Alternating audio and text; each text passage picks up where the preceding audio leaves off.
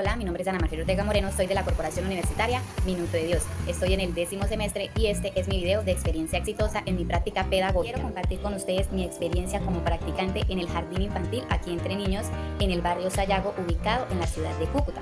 Estuve allí con la profesora Silvana Castellanos, quien era mi tutora. Durante este semestre trabajé con 17 estudiantes, 10 de ellos eran niñas y 7 eran niños. En ese momento no habían niños con discapacidad o necesidades educativas especiales, sin embargo la diversidad entre ellos era evidente en su forma de aprender, de jugar y de relacionarse. Lo que más me llamó la atención de este jardín es que trabajan por medio de los aprendizajes basados en proyectos. Dentro de la clase de jardín participamos en un proyecto llamado Misión Espacial, en la que cada viernes hacíamos actividades que giraran en torno a esa temática. Por ejemplo, en pensamiento lógico matemático se trabajaban sumas y restas con objetos, por ejemplo, astronautas, estrellas, cohetes. En lengua materna se introducían las letras que por medio de cuentos, como los astronautas, las galaxias, para conectar la letra de la semana con esa temática. Una de las experiencias más bonitas en este jardín fue la semana cultural, en la que la dinámica era que los niños eran pasajeros de un avión y iban a conocer varios países. En este caso, mi papel era ser la azafata y recibirlos en la entrada del jardín, entre comillas, era la zona de migración. Aquí, pues yo les pedía su pasaporte, se lo sellaba y ellos seguían por la puerta de seguridad. Dependiendo de qué país veían en el día, ellos iban adecuados en la vestimenta. Listo, también en cada salón se organizó un circuito con manualidades. Por ejemplo, se hizo el yoga, se hicieron bailes, juegos que representaban tradiciones del país que estaban explorando en ese momento. Listo, los padres también se involucraban.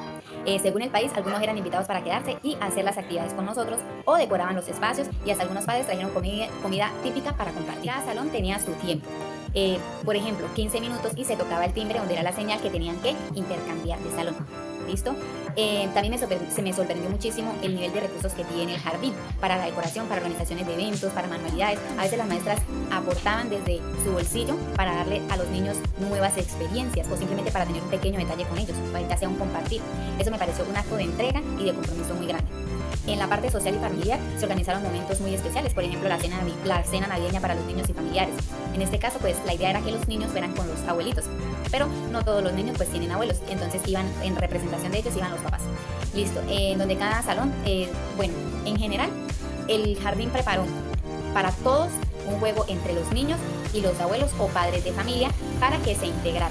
Después de eso y después de muchas actividades culturales, donde por ejemplo se hizo la obra de teatro de los maestros, se hicieron los cantos de los niños. Por ejemplo, la profesora de inglés hizo su actividad con los niños de lo que habían aprendido durante ese periodo.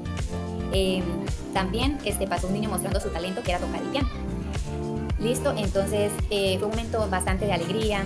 Los padres de familia son muy colaboradores, están muy pendientes de los niños. Debe tener en cuenta que los niños del jardín son de 3 a 4 años, próximos a cumplir 5 años. La mayoría de ellos les gusta mucho el juego, prefieren jugar aprendiendo, ¿sí?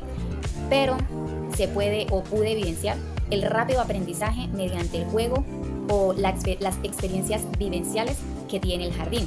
Bueno, la mayoría son participativos, activos, curiosos. Me gustó especialmente como la profesora Silvana Castellanos manejó los conflictos, porque pues vengo de colegios públicos en donde veo que las profesoras muchas veces gritan o alzan mucho la voz para llamar la atención del estudiante.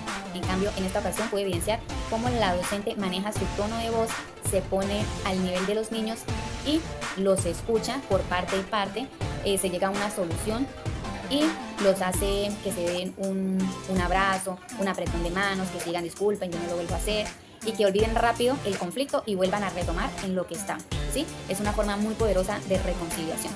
Es algo que no se ve tanto en otros entornos y que me pareció muy valioso para su desarrollo emocional. Desde mi rol como docente en formación, sentí que aprendí muchísimo, no solo en términos pedagógicos, sino también en gestión, en organización de proyectos, trabajo en equipo tanto con los padres de familia y con las maestras, ya que hay un buen ambiente laboral, y sobre todo cómo crear ambientes de aprendizaje realmente significativos para la primera infancia.